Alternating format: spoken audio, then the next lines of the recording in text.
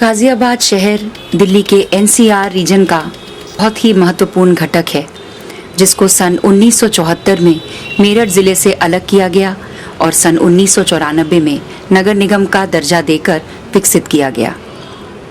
गाजियाबाद शहर का विस्तार गाजियाबाद तहसील के 3 प्रमुख परगना क्षेत्रों लोनी, दासना और जलालाबाद से मिलाकर किया जा रहा है। दिल्ली प्रदेश से निकटता के कारण इस शहर को राष्ट्रीय राजधानी क्षेत्र का दर्जा मिला और हिंडन नदी के इस पार का इलाका विकसित किया जाने लगा और यहीं से शुरू हुआ शहरीकरण का यह स्वरूप। सेंसस 2011 में गाजियाबाद जिले की आबादी 46,61,452 बताई गई, जिसमें लगभग 16,37,000 लोग शहरी गाजियाबाद में रहते हैं।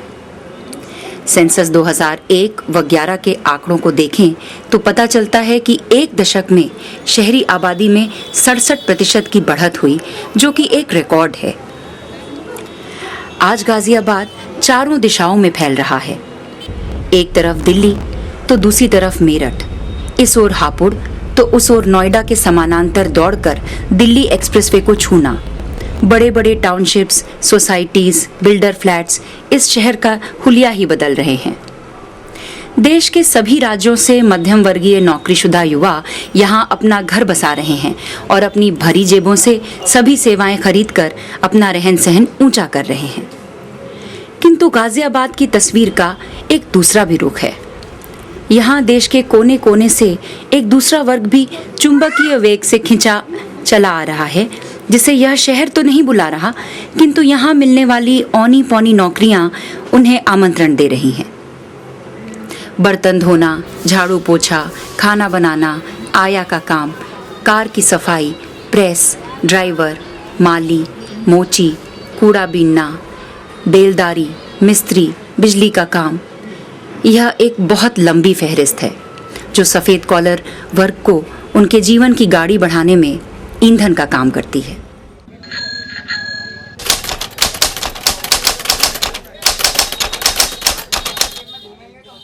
मैं राजमिस्त्री का काम करता हूँ, बिहार का रहने वाला हूँ और 15 सालों से ये गाजियाबाद शहर में रह रहा हूँ। और चौक पे हम लोग खड़े होते हैं।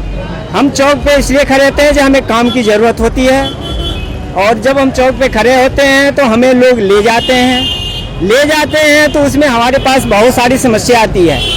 कभी ले जाते हैं तो टाइम से फालतू काम करवाते हैं, कभी कभी ऐसा होता है हमारे पास शाम को काम कराते हैं, पैसे भी नहीं देते हैं, मार पीट के भगाते हैं। कोई वैल्यू नहीं है जिनकी, ये फुटपाथ के आदमी है, जैसे रहते हैं सब परिवार वाले हैं। गाजियाबाद शहर में 13 ऐसे स्थान हैं जहां हजारों की तादाद में भवन निर्माण मजदूर काम की तलाश में खड़े रहते हैं। कहने को तो ये लेबर चौक हैं, किंतु खड़े होने की जगह तक मुहैया नहीं। सड़क, फुटपाथ, डिवाइडर आदि पर दिन भर खड़े हुए मजदूर काम की राह देखते हैं, लेकिन उनका इस तरह खड़े रहना आसपास के लोगों को नागवार गुजरता है। काम की तलाश में खड़े लोगों को अक्सर असामाजिक तत्व होने का दर्जा दे दिया जाता है। लेबर से हमें बहुत परेशानी होती है। सुबह सुबह ये पी के पड़े रहते हैं, यहाँ पे गंदगी फैलाते हैं और जब मैं सतर बोलता हूँ तो इनको हटाने में बहुत परेशानी होती है। बाकी दुकान के आगे पूरा दिन बैठे रहते हैं। यहाँ पे ये दुकानदार भगाते आएंगे, यहाँ लड़ाई झगड़ा का तो होता है। क्यों है क्या? यहाँ से हटो और क्या, मजदूरी करने के तैयार आता है, ये लोग हटा दें। ये चौक 1984 से रजिस्टर्ड है, ये इंदिरा के शासन से। अच्छा। हाँ जी, हम लोग मजदूर हैं, हमने काम करने के लिए आते हैं। दुकानदार तो लोग कहते हैं कि तुम हटो, हमें खड़ा नहीं होने देते। सुबह से बैठे हुए हैं ये लोग, हम भी बैठे हैं। इनको मतलब हफ्ते में 2 दिन मिल गई, कभी हफ्ते में भी नहीं मिली। ऐसा यहाँ ये माहौल है इनका लेबर का। मतलब ये बेचारे, इनका चूल्हा भी जब जलता है कि जब यहाँ से ये जाएंगे खाना तब बनेगा। मिस्त्री ले जाते हैं, गैल में पैसे नहीं देते। हाँ, शाम को जाते हैं, आँख दिखा दे में है और किस सुखे में फिर जाकर फिर तो चुप्पी लगा के आना पड़ता है अपने घर पर। जब हम लोग यहाँ चौक पे खड़ा होते हैं तो हमारे पास कोई सुविधा नहीं होती है। आप देख रहे हैं हम रोड पे खड़े होते हैं, गाड़ी इधर से उधर जाती है। इसमें हमारे कई भाई को एक्सीडेंट हो जाता है, तो इसकी भी व्यवस्था की जाए। यहाँ हम लोग खड़े होते हैं, पानी पीने के लिए तरस जाते हैं। 12-12 बजे तक काम के इंतजार में हम लोग खड़े रहते हैं। लेकिन काम नहीं मिलता है, पानी नहीं मिलता है। किसी को पेशाब लग जाता है तो बाथरूम की सुविधा नहीं है, न छाया की सुविधा है। इसलिए मैं चाह रहा हूँ जो यहाँ नगर निगम से माध्यम से इस लेबर चौक को अस्थायी किया जाए और हमारी जो मजदूरी है उसको न्यूनतम मजदूरी निर्धारित किया जाए। लेबरों को सेंटर बनाती नहीं है सरकार, उससे पूछो सरकार को। अब तो मोदी कह रहे हैं कि जब मैं सेंटर बनाऊंगा, अब देखेंगे उन्हें भी।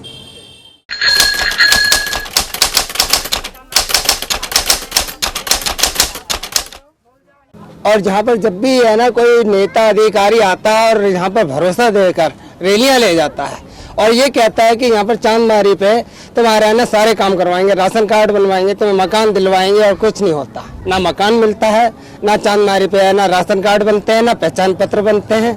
और गरीबों के लिए योजना निकल रही है, लेकिन ऐसा कुछ नहीं होता। गरीबों के नाम से योजना जरूर होती है, लेकिन वो गरीबों को नहीं मिलती। झुग्गी झोपड़ी में आदमी रह के न लैकन फैकन कुछ भी न पढ़ाई है न कुछ लिखाई है। गरीब आदमी अपन खाते कमाते हैं, जैसे अपन बाल बच्चा के पोसते पालते हैं। मजदूरी आदमी करते हैं, में लहसन पसन के तो होता है तो लैकन बच्चे बुच्ची खिलाते हैं। हम लोग तो गरीब आदमी है, जब कमाते हैं तो खाते हैं ना, तो कोई देखने वाला यहाँ पर ना है, सब कोई अपन अपन देखते हैं।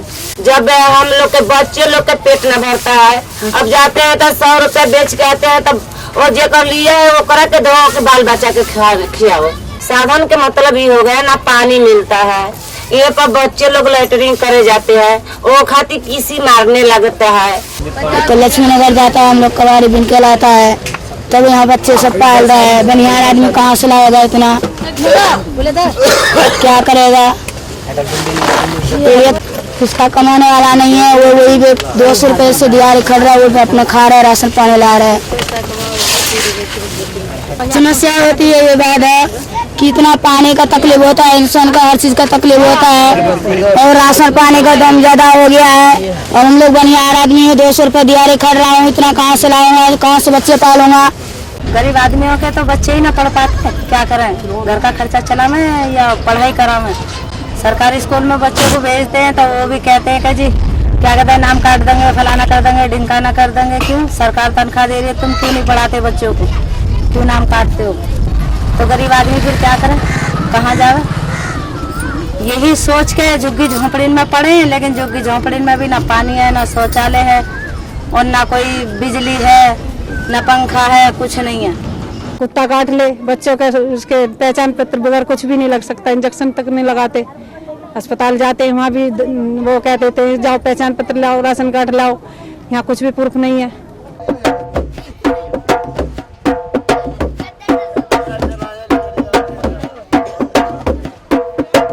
ऐसा हमारी बीवी बच्चों को, बाली बच्चे होते हैं, बच्चे पैदा होते हैं तो वो कूड़ेदान में होते हैं। आज तक ना कोई हॉस्पिटल में गए, नहीं कहीं मकान में गए, यही कूड़े में पड़े हैं। कूड़ेदान पे बच्चे हमारी औरतें जल लेती हैं। यहाँ हमें 20-25 साल हो गई, काम हमारा ढोलक का ही है, बाप दादे का काम ढोलक का ही है। इसमें यही समझो बच्चों का गुजारा है, और इससे ज्यादा बड़े प्रॉफिट नहीं है। फिर 20-25 साल के बाद में कोई ऐसी सुविधा नहीं हुई कि पानी भी यहाँ नल से लेने जाते हैं, नल का भी पानी भग गया तो पूरे दिन प्यासे रहते हैं। दोबारा देखिए, झोला इधर है, मैं इधर हूँ, देखो कैसे झोले का सिक्का इधर आएगा। चलो होना दो और बनना दो, मिट्टी लगाया, फूंक लगाओ, खलास। झोले को, डंडे को झोले में रख दिया, हाथ खाली, वो भी गया। यही कला है सर। 20 साल से इन झुग्गियों में रह रहे हैं, मगर इस कला की अभी तक कोई कदर नहीं। कोई सरकार हमारी तरफ ध्यान नहीं देती। बच्चों के लिए स्कूल वगैरह नहीं, यहाँ पानी की सुविधा नहीं। बहुत से ऐसे, यहाँ कम से भी कम नहीं तो 5000 आदमी रह रहे हैं इन झुग्गियों में, मगर कोई किसी के पास पहचान भी नहीं अपना, कोई वोटर कार्ड नहीं, कुछ नहीं। पता नहीं ये हिंदुस्तान हम लोगों की गिनती करता भी है या नहीं करता, गरीब लोगों की। भाई नोट बन जाए, ताली बजा देना सब भाई साहब। चोर घुस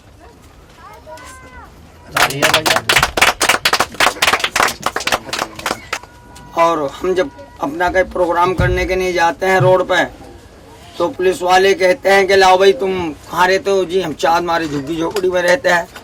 अब एक बात है कि जिंदा आदमी अपना प्रूफ बनवाता है, पर ऐसा मरा आदमी से अगर प्रूफ मांगे तो कौन देता है? जिसके पास कोई है ही नहीं सरकार की सुविधा, तो वो अपनी आईडी कहाँ से बनवा लेगा? अब ये देखो हमारी झुग्गियाँ इतने दिन से पड़ी हैं, भर जाता पानी भर जाता, उसी में कोई चीज बनानी चाहो, दीवार बनानी चाहो तो इसमें झुग्गी झोपड़ी तोड़ेंगे। इतनी दीवार हम उठा रखे झुग्गियों में, हमारी झुग्गी में एकदम पानी भर गया था, मिलिट्री वाले आए उससे तोड़ दिए। यहाँ कोई चीज नहीं लगने देंगे, तुम्हारा पहचान पत्र नहीं बनने देंगे, हम यहाँ पर नल नहीं लगने देंगे, कोई चीज नहीं करने देंगे। अब बताओ हम क्या करें? शहर में सेना की जमीन पर बसी बस्तियां एक अजीब सी स्थिति में पिछले कई दशकों से फंसी हैं। मतदाता पहचान पत्र के लिए अनेकों बार आवेदन करने पर भी इन्हें वोटर कार्ड नहीं मिल पाया। किसी भी सरकारी पहचान पत्र के अभाव में इनकी जिंदगी यहीं पर थम गई है। सेना वाले कहते हैं कि ये हमारी जमीन है, इस पर अवैध रूप से रहने वालों के परिचय पत्र बनाने की अनुमति हम नहीं दे सकते। 14वीं लोकसभा चुनाव से पहले चले मतदाता पहचान पत्र अभियान में सभी बस्ती वालों ने आवेदन किया, लेकिन इनके परिचय पत्र सेना की आपत्ति पर प्रशासन द्वारा रोक दिए गए।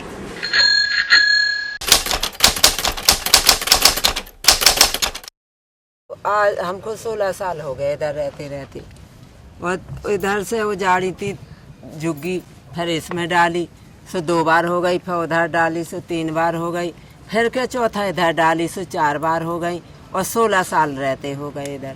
हाँ परेशानी है, जब ही झुग्गी कह रहे थे कि टोरवानी है तो अभी उनने रुकवा दिया था, अब पता नहीं है कि टूटती हैं नहीं टूटती हैं। हाँ 97 से हमें सबने मतलब कहा तुम्हारा पहचान पत्र बन जाएगा, राशन कार्ड बन जाएगा, तुमको सरकारी दुकान से गल्ला मिलेगा, चावल मिलेगा, चीनी मिलेगी।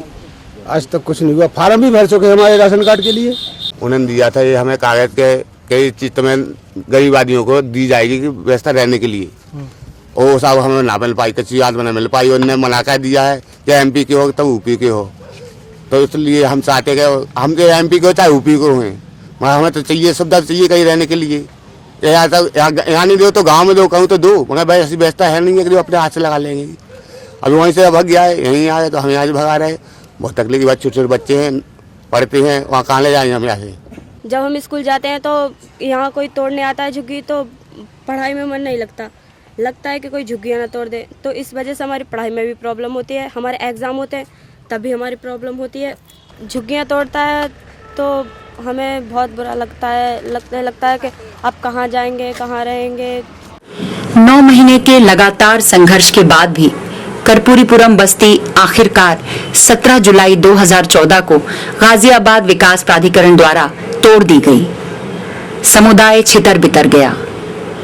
कुछ लोग आसपास किराए के मकान में चले गए, कुछ अधूरी बनी पड़ी बिल्डिंग के अंदर, और कुछ यहाँ वहाँ सड़क के किनारे पड़े अपनी जीवन की चक्री को फिर से चलाने की कोशिश में लगे हैं। जिला प्रशासन ने सरकारी आवास योजना में मकान देने के लिए सभी से फिर आवेदन भरवाए। 3 बार तहसीलदार के अधिकारी जांच भी कर गए हैं, लेकिन मकान कब मिलेंगे ये कोई नहीं बताता। सरकार का फरमान है, यदि मकान मिलेंगे भी तो केवल उत्तर प्रदेश के निवासियों को, यानी मध्य प्रदेश के गरीब फुटपाथ पर ही रह जाएंगे।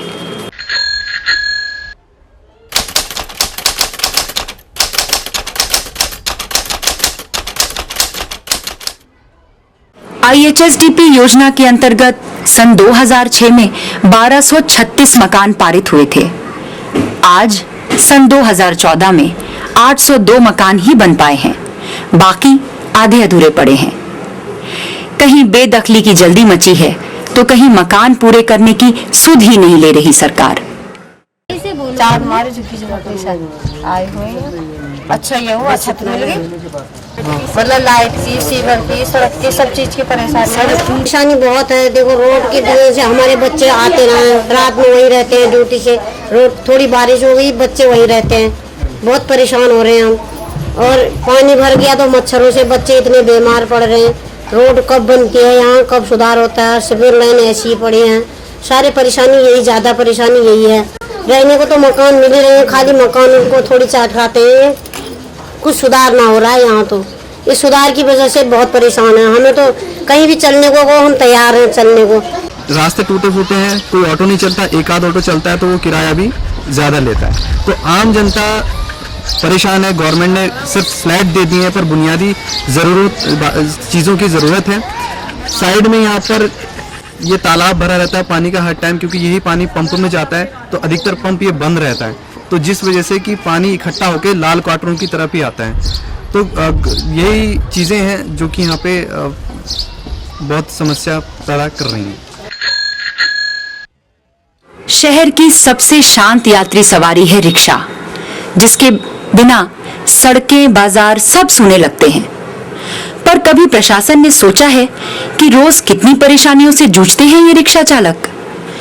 न खड़े होने की व्यवस्था, न किराया ही तय, न पंजीकरण, न कोई कानूनी मदद। रिक्शे वालों को किसी सरकारी योजना के तहत पहचान नहीं मिलती। पुलिस, निगम, ऑटो वाले, गाड़ी वाले और सवारी सभी इन्हें अपनी ताकत और आक्रोश का निशाना बनाते रहते हैं। तो जी हमें रिक्शा वाले के बारे में ये बहुत बड़ी समस्या है कि नगर निगम ये अपना वो कर रही है, मनमानी कर रही है काम। और जी ये स्टैंड वगैरह ये नहीं बना के दिए नगर निगम ने। कहाँ पे सोए बैठे हैं, कहाँ पे कोई परदेसी हैं, दूर से आते हैं, मुसाफिर हैं, कहाँ जाएगा? बस ये रिक्शे पे ही रिक्शा लेकर और इधर से इधर घूमता रहे। रिक्शे वाले का कोई ठिकाना। कहीं भी दुकान पे खड़े और ठेली वाले बजाने लगते हैं, रोड वाले ठेली तुम लोग ऐसे लगा दीजिए, पैनामा लिखा लिया और रिक्शे वाले कोई गिनती नहीं है। आदमी छाया तो ठेली वाले पहले सब खड़े पड़े वहाँ लगाए पर शहर में रिक्शा वाला कहाँ जाएगा? कौन सा घर रखा है, कौन सा यहाँ प्रदेश में आदमी पड़ा हुआ, कहाँ जाएगा? यहाँ पर जितने भी हम जो मजदूरी करने आते हैं, मजदूरों के लिए कोई भी व्यवस्था ऐसी नहीं है जो कोई सरकारी स्थान ऐसा हो कि जहाँ पर हम लौट सकें। जहाँ पर सरकार ने मतलब मान लो ये सरकारी सामान ये धर्मशाला खोली है, वहाँ पर भी लोग किराया लेते हैं और उसके बाद में फिर चोरी चक्के बांट देते हैं, उनके जेब काट लेते हैं, फिर उनमें शराब भी घुसते हैं। हम लोग मजदूर आदमी इतने यहाँ पर ऐसे ही ग्राउंड में पड़े हैं खाली। यहाँ पर कम से कम जो है 1000 रोज रहते हैं। रोड पर आदमी सोता है, गरीब आदमी रिक्शे में मर जाता है, क्या करेगा? उनको टेम्पो वाले वो जाने परेशान करते हैं। कोई दुकान के सामने रिक्शा लगा लो तो परेशान करते हैं, तो रात में रिक्शा लगाते हैं, कहाँ जाए हम? ये बताइए आप। किसी की दुकान का सहारा बैठो, कोई स्टैंड नहीं, कोई टेम्पो स्टैंड है, सारे टेम्पो स्टैंड बने हुए हैं, रिक्शा स्टैंड कहीं नहीं है, क्या करा जाए? आप ये बताइए। कोई जो टेम्पो स्टैंड बनाई है, कुछ सुविधा दिवाई है, ये तो पता पड़ेगी रिक्शा वालों को कि हमारी वैल्यू है। जो वैल्यू नहीं तो खा जाएगा, तो मजदूर रिक्शे चलाएगा मरता और रिक्शे में मर जाएगा। आप बताइए। आप रहना चाहिए, मजदूरी करने कहाँ जाएगा? यही बात है, बस और कुछ बात ना। 50,000 मेरे पे होता तो मैं चांदमारी पे क्यों रहता? अब 50,000 उसे दो तो फिर हम सरकार से क्या मांग रहे हैं? फिर सरकार हमें क्या दे रही है? पहचान पत्र, राशन कार्ड की सुविधा होनी चाहिए। इतना पैसा नहीं जुट पाता जो बच्चों को पढ़ावे लिखावे कुछ कामयाब बनावे। हमारी आपसे यही गुजारिश है, जितनी भी झुग्गी झोपड़ी वाले हैं, इनके लिए आप कोई समस्या हल करनी चाहिए, बस यही तक मेरी गुजारिश है। मकान मिले, मकान की सुविधा गाजियाबाद में 50 बार स्कीम हुई है, मगर एक भी बार गरीबों तक मकान नहीं आया। हम जो मजदूरी करने आते हैं, मजदूरों के लिए कोई भी व्यवस्था ऐसी नहीं है जो कोई सरकारी स्थान ऐसा हो कि जहाँ पर हम लौट सकें। किसको दोष दें, किसकी कमी बताएं? सरकार की, गरीब की या गरीबी की?